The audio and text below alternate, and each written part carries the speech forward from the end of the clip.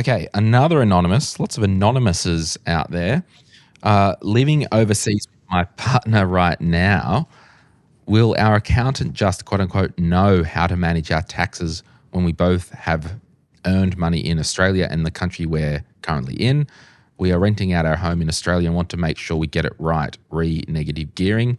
Well, that could be interesting going forward. Well, no, it should be grandfathered if they own the property already. So we are just going to with any accountant at HR Block, but I'm not sure if we should find someone who knows the tax laws where we are. We're in Scandinavia. So hello to the Scandinavians listening. 100,000% yes, you need to work with someone who knows what they're doing. Yeah. So, domestic accountants in Australia do a brilliant job doing domestic work. The amount of touch-ups we have to do, putting bubblegum and sticky tape on something to fix it up. James and I were in the US back in February doing seminars and met a gentleman there whose Australian accountant had been lodging tax returns in Australia as a tax resident because the accountant said to him, well, you eventually get a return here anyway. Gosh. So domestically, they do brilliant work. On the international side, a lot do fall. Most are great. Most go, look, you know what, this is outside my wheelhouse. You need to go work with someone. They'll ask you to go. Like a financial planner as well too. Any referrals that we get on, the Get Help section of Retire Idle Money Podcast website, the minute they say we're currently living abroad or moving or anything like that, I'm just like straight to Atlas Wealth because it's just way too complex. And I would rather you talk to them who specialize in this stuff, and then you can refer out to specialized accountants that I'm sure you've got. 100%. Because it's funny how the ATO doesn't like you amending tax returns when it's in your favour, not theirs. They're happy for you to amend it when they get more money, but as soon as you start to amend something that puts you in a better position, that triggers audits and all that sort of mess comes with it. So, how far? So, in practice, if I'm living in Scandinavia and it's say June now, and we're thinking that we want to come back down in September. At what point do I start chatting with either an accountant up there or someone like yourself down here? Like, what's the runway for the planning? Depends. If you're becoming an expat, I always say at least 6 months. And the reason for that is you need to go through and work out a few things.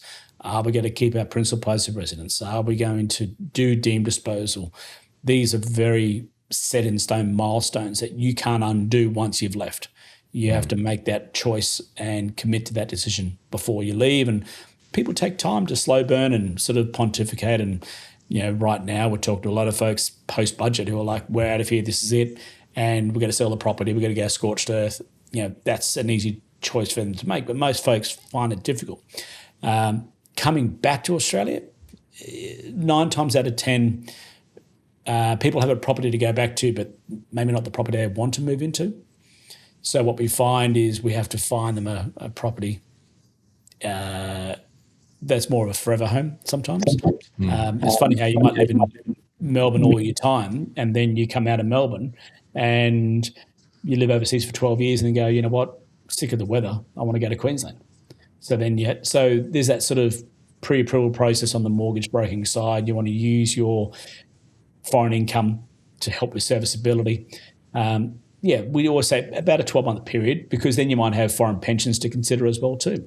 Yeah. 3 pillars in Switzerland, you got the UK pensions. So there's a bit of process. I mean, at a minimum, 3 months, no less, but ideally 12. All right. Next question. There's 2 questions will pop up on the screen because they're kind of similar. I paid into a superannuation while living in the UK. It was a government scheme and meant to be decent. Is it okay to leave the money there or best move it over to an Australian super if that's even possible? And Ella asks, can you consolidate any super you earn internationally with your Australian super or vice versa? So what are we doing with retirement savings from overseas? Look, let's touch on the aggregated approach of foreign pensions. As far as the ATO is concerned, the only thing it classifies as a foreign pension is the UK pension scheme. Everything else they view, because there's no preservation basis behind it, as foreign trust arrangements. Right. So money that you bring out from, say, a Canadian RRSP or a Swiss pillar pension or a Hong Kong Provident Fund, that's after-tax money as far as the ATO is concerned. You can push that money into super as a non-concessional. Happy days, no harm, no foul there. UK is the complicated one because UK have very strict release codes. So in the past, it wasn't too difficult to move what they call a cure-ops transfer from the UK back to Australia. Now it's blood and stone, age 55, you can't touch it. And even then, the process of being able to move that UK pension to Australia is very, very labour intensive. So best way to describe it is the only way you can really do it is set up an SMSF. It takes HMRC 6 to 9 months to approve that SMSF as a foreign pension account, and then you can make that move. So in practice, do most people just leave it there because it might be like if it's not significant, you just leave it at 55 or something? Yeah. If the balance is, say £50,000, the cost of going through that whole process may not be worth it.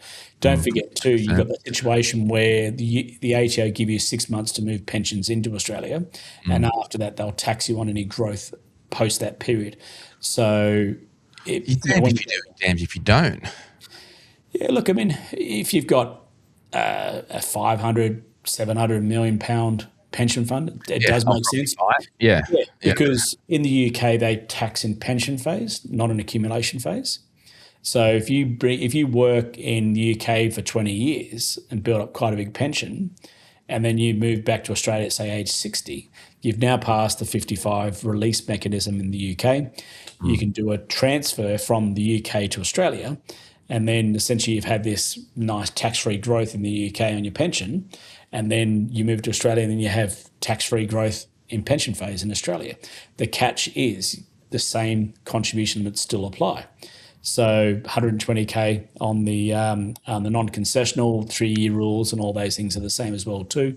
But people find it very difficult to try and shoehorn a large balance into super over a very short amount of time because that money can only go from your UK pension to your Australian super account. But so what you're saying is just so I'm clear, if I had money in a UK pension and it was 100, we'll use the new rate from 1 July, say $130,000, does that go into the non-concessional cap? So Correct. It's not actually an internal rollover, it's an external contribution effectively. Correct. Yep. Right. What a pain in the anus, this stuff. It's like tapping your head and rubbing your stomach at the same time. Gosh, far out. And what about any, I don't know, is there any other standout countries which just don't go there at all with a big barge pole?